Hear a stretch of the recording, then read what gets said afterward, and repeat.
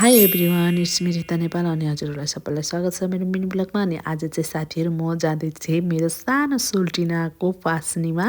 अनि आज चाहिँ मेरो ड्रेस थियो यो ब्ल्याक सुट। अनि यो ब्ल्याक सुट चाहिँ मेरो हस्बेन्डले मलाई बर्थडे गिफ्ट दिनुभएको थियो। अनि अरू सुट हेरेको त सबै सुट लगाइरहेको थियो क्या मैले। अनि फेरि अर्कोचोटि लाउन मन लागेन कि फोटोहरू अपलोड गरिसकेका छन् त फेसबुकतिर टिकटकतिर।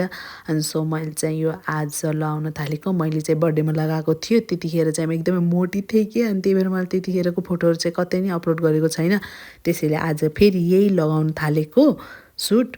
अनि यो चाहिँ म काठमाडौँ बसेको 4-5 वर्षपछिको फर्स्ट प्रोग्राम हो कि म कसैको घरमा जाँदैछु एज अ गेस्ट भएर पार्टीमा। सो अब अलिअलि राम्री भएर त जाने नै पर्यो पार्टीमा जान थालेपछि चाहिँ। अनि म चाहिँ आज जसको पार्टीमा गइरहेको छु उहाँ चाहिँ मेरो सानो सोल्टिना हुनुहुन्छ कि मेरो दिदीको नन्द पर्नुहुन्छ।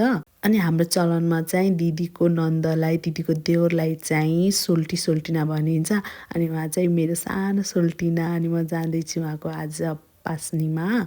अनि यहाँ फटाफटसँग म यहाँ रेडी हुँदैछु कि साथीहरू, हल्का फुल्का मेकअप गरेर।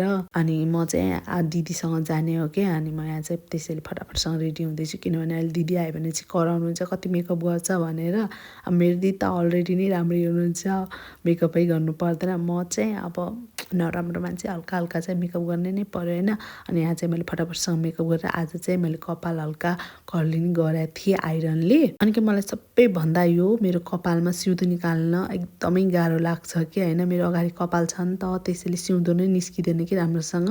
मैले चाहिँ बल्ल बल्ल सिउँदो निकालेर मैले सुरुमा भ्यासलिन लगाएँ होइन सिउँदोमा। अनि त्यसपछि सिन्दुर लगाएँ किनभने सिन्दुर राम्रोसँग चिप्कोस् भनेर के। अनि मैले चाहिँ यहाँ आइब्रोजमा केही नै लगाएको थिएन। अनि हल्का चाहिँ आई सेडो लगाउन थालेँ। मसँग आई सेडो त्यति छैन, हल्का मात्रै ब्राउन सेडले मैले आई सेडो मेकअप गरेँ। अनि सिमर लगाएँ। अनि अब चाहिँ म लगाउँदैछु लिपस्टिक, जो मेरो भाउजूको लागि किनेको। बिचरा भाउजूले लगाउन पाउनु भएन त्यसैले म नै दल्दैछु।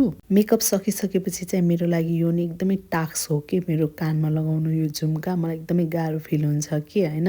म रेगुलर रूपमा केही नै लगाउँदिनँ नि त कानमा। अनि एक्कासी यसरी लगाउँदा चाहिँ मेरो कान बुझेको जस्तो भएर गाह्रो हुन्छ क्या। अनि त्यसपछि मैले चाहिँ सबै चिज लगाइसकेपछि म यहाँ फाइनली रेडी भइसकेको थिएँ। हामीहरू अनि पास्नीमा पनि पुगिसकेको थियौँ। उहाँ चाहिँ हुनुहुन्छ मेरो अर्को सानो सोल्टिना, जो चाहिँ मसँग जिस्किँदै हुनुहुन्थ्यो। यति राम्रो हुनुहुन्थ्यो कि, यति फास्ट हुनुहुन्थ्यो कि है, बोल्नमा कुरै छैन। उहाँ चाहिँ अर्को सोल्टिना। अनि आजको लागि यति।